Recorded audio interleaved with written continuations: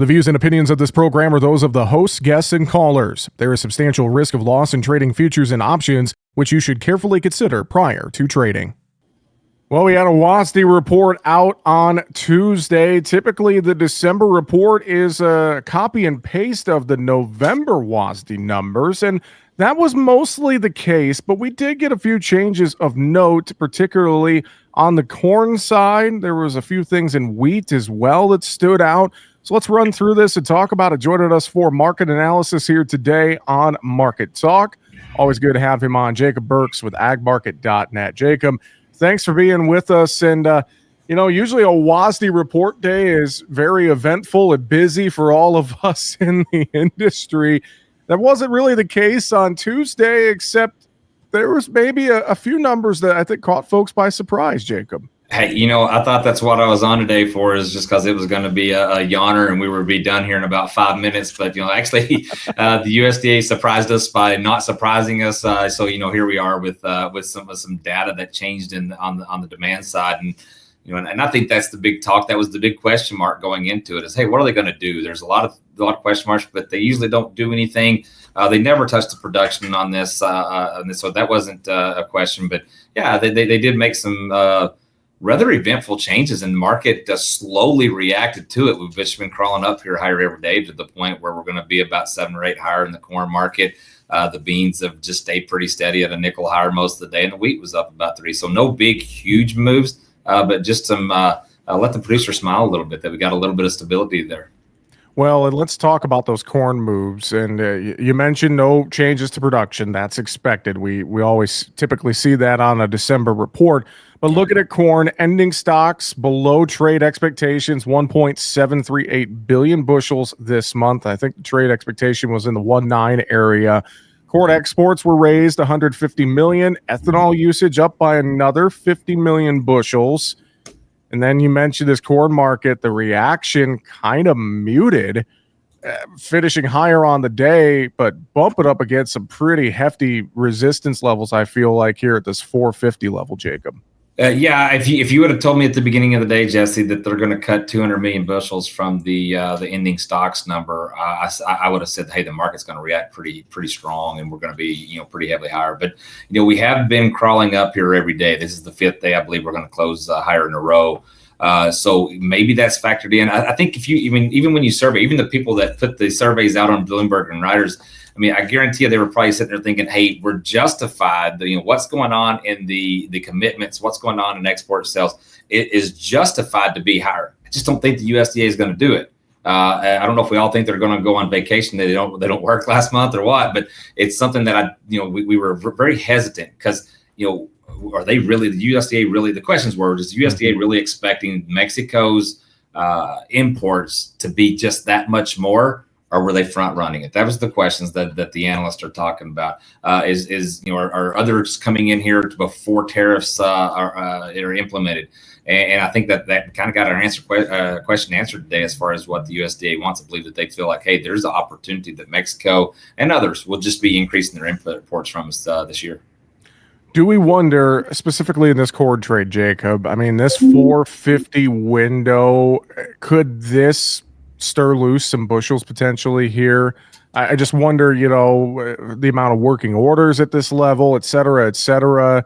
Is it going to take a better cash number to move some things? We're talking board price. So, your thoughts here, is this going to spur loose a little bit of corn possibly in the countryside? Yeah, I'm really looking forward to getting on and seeing what volume did today.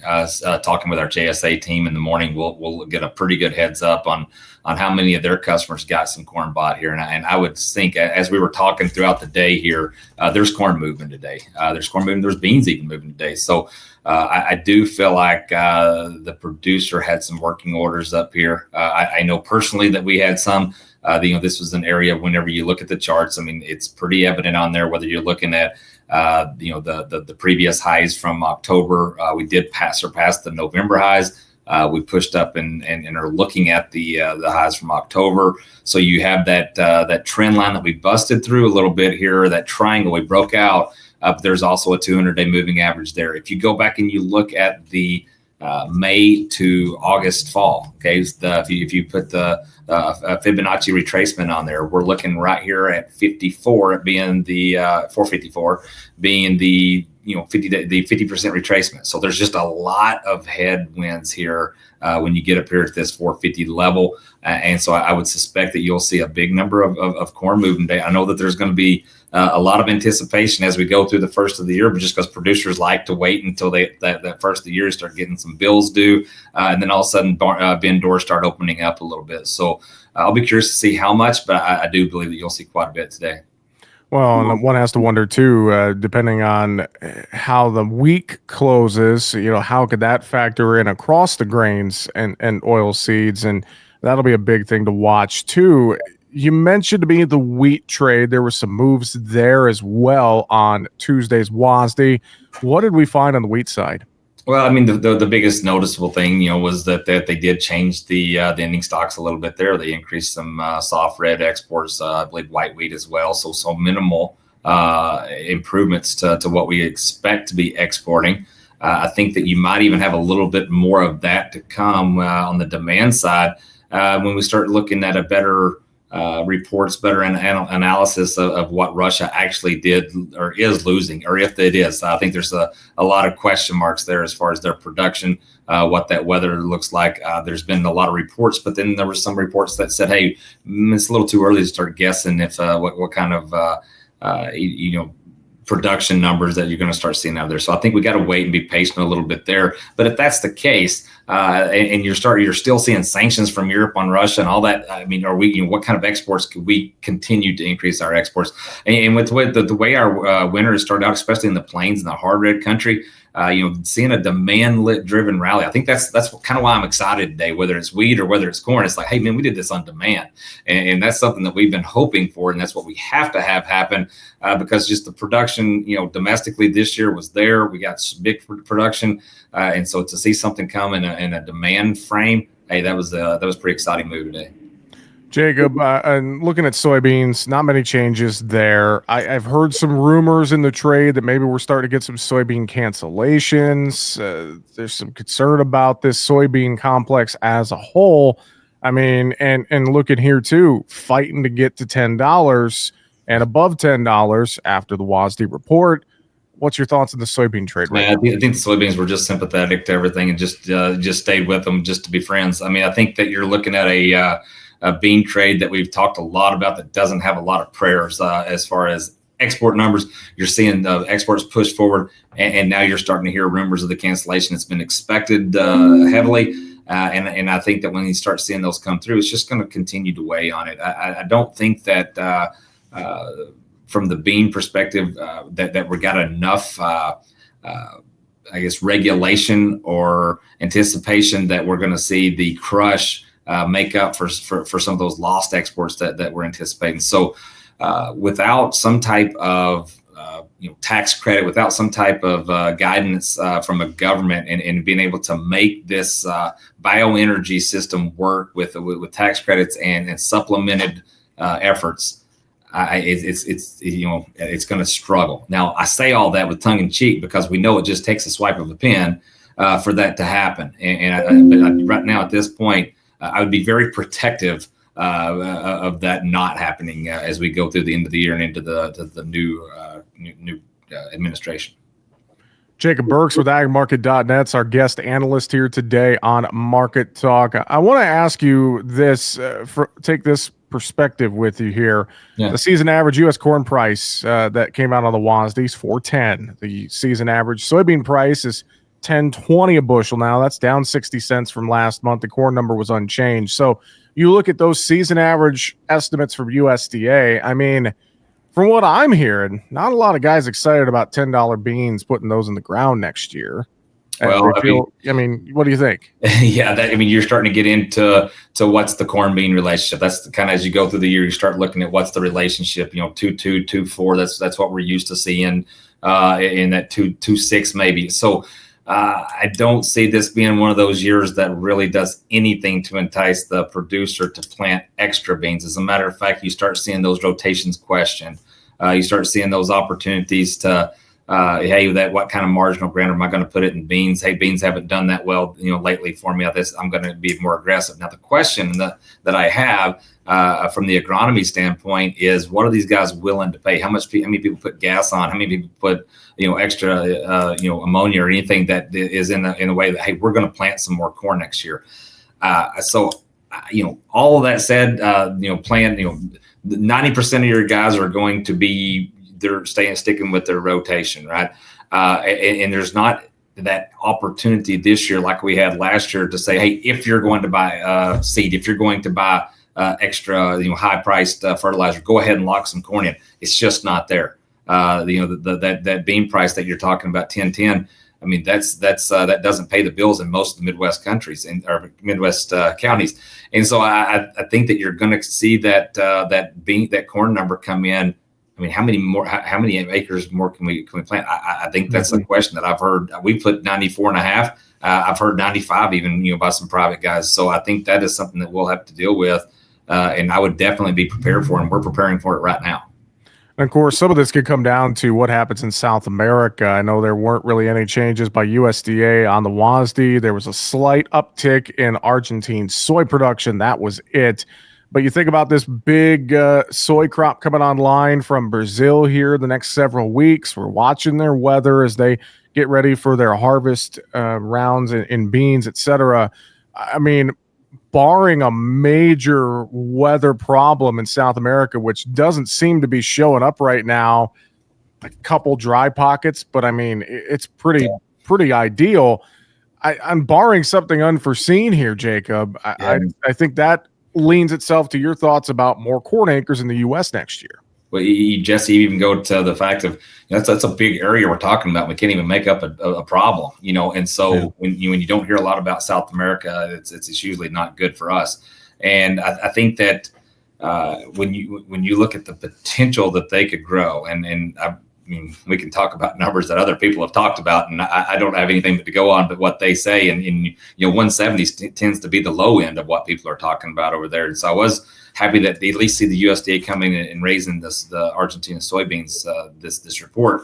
But realistically, we're probably, I know we're probably like 30 days from being, from having that done. And especially when you're talking about forecast, and if we're December 10th, now you get to mid-January. So in 15 to 20 days, we're going to know what that forecast is out there. So, we could be, already looking at, very, very soon, having that crop already made, if you will. So it's something that it's happening fast. It's happening good. And it doesn't spell a lot of upward opportunities for the U.S. farmer right now.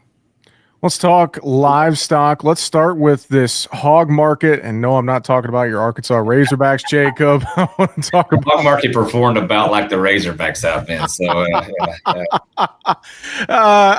looking at lean hogs, man, it felt like, I'll say this, maybe some sell hogs, buy cattle kind of mentality Tuesday, but this hog market in general, are we just getting to the top end of the range here potentially? What do you think? It's really who's the buyer is kind of the question coming into the week after you saw a huge record long position that the funds have put on. You've had investors continue to come in here, and if you look at just numbers and fundamentals, and you kind of got to ask yourself, even when you look at the charts of why are they coming in, and I have to continue to think that there's a large part of the trade that is thinking, hey, hogs are underpriced, compared to cattle, and what are we going to see in the restaurants and grocery stores? And so I think that's still been part of the case. And I think it felt like a little bit of give up today. I think all these markets have to bend their knees to jump. We go down, we land on the 50-day moving average and had some support there that maybe we end up, that was just something that we needed to clean out a little bit. But it didn't feel strong. It felt pretty weak all day. And then whenever the selling started, it just kind of hit some stops and piled on. So I hate to guess a one-day move like that. I mean, these markets can move quickly. You saw a huge amount of short, long positions added in the last 2 weeks in hogs. So I'm going to have a confirmation of that before I get overly bearish on this one-day bean move or hog move. But I would say that it sure didn't feel good. It felt felt bad most of the day. How about over in the cattle side? Opposite there, it was a solid day higher Tuesday, but cattle, I mean, the same kind of story here. We're at lofty levels. We've been talking about this for a long time. Are we, where are we at in this cattle market? Are we just going to keep this thing range bound at these lofty levels, or is the other shoe about to drop, Jacob? Well, I thought for a long time after we saw the move down and saw the number of cattle that were going to be coming in, on feed, that we would see some pressure, and it was mostly an economic pressure that I was waiting for. But it's amazing just talking when you get outside the agriculture economy, seeing some of the construction stuff. That the day that after the election, there was just a lot of optimism put in this economy. And so I think that when we saw that, it just felt like this, economic situation went from, oh my gosh, when's it going to be bad, to, hey, this ain't so bad. And now you're starting to see almost more inflation come in. And I think that whenever you see the stock market rally, you see a little bit more healthy economy, that I don't know that we have to slow down as much as what I thought we were at one time. And the box beef is proving that. The grocery stores are proving that they're not slowing down buying this high priced beef. And to the point where even with $1.06 value of the dollar index, we're still able to push some of that. We had some terrible exports. Was it last week, I believe? It was just terrible. But we're still in a long-term situation. They still continue to buy our products, and I think that with the cash market leading the way here, we're starting to see a little bit of separation between the north and south on the cash side of things this week. But feeder cattle have led the way up here. You had a lot of good opportunities for these feedlots or these feeders to put cattle on wheat fields. You had some better rains, so everything kind of played into it. Everything kind of pushed into this thing with a better economy, a little bit better situation on feed. Feed's gotten a little bit cheaper, so you got some margins that are very questionable right now, and they're buying them on the come basically. So I think that if we don't see strong, you can see a major move quickly, but I don't think it has to happen right now. I don't think it has to have something that's just going to happen quickly. All right. Give us some final thoughts real quick, just to reiterate to folks. I mean, risk management wise here through the holidays, et cetera. What do they need to think about right now, Jacob? Well, I think you're going to get a lot of confusing information on the cattle. Let's just stay with the cattle for a little bit about, I don't think it's going to come right now, but we all know that if it starts to happen and we start to see some type of cash movement, or we have some economic problem, it can happen fast. So I think that does make sense to look at margins and lay some safety nets underneath that. I think on the grain side of things, you look at what we changed in the corn. We took 200 million bushels away in ending stocks. Hey, it gives you that opportunity to set some targets out there, maybe at a little bit higher levels than what we were expecting here. You got to watch the overhead resistance of where we're at in the corn right now. And I think that it would be wise, if you're making sales, to use some call strategies for that summer time frame in case we do have some type of drought situation. So that's the first time I really had to get to talk about like some opportunity, on the what if it goes higher, and it's kind of exciting to some bit because we led this with the demand with some demand news, which was really, really good. But from a perspective of next year and what you're looking at planning, be prepared to see some high 90 acres go in when we start talking about this in February. And so therefore, I would look at it now of see some opportunity to lay some floors underneath next year's production. And you can do those with some short dated options. It's pretty easy. Give us a plug real quick too. You guys, I know we got your conference coming up in Nashville in early February. I know folks can get registered online, can't they? Yeah. To go online, we still got some opportunities for our Nashville Farm for Profit, Not Price. I mean, I hear that they've got an awesome guy to sing lined up, Jesse, too. So you should come just to hear this guy sing. He's great. I wonder who that is. He's awesome. Sure. It's a secret. It's a secret. Agmarket.net for more information, and sign up for the Farming for Profit Not Price conference, and get more details as well on their team. Jacob Burks, always good to chat with you, my friend. Thanks for joining us on Market Talk. Appreciate it. Hey, thanks for having me here, Jesse. Appreciate it. Make sure to subscribe to the Market Talk YouTube channel. There, you can watch our latest interviews with the top market analysts in the country, find bonus content, and much more. Just go to youtube.com/markettalkag and hit the subscribe button, or you can search for Market Talk Ag on YouTube.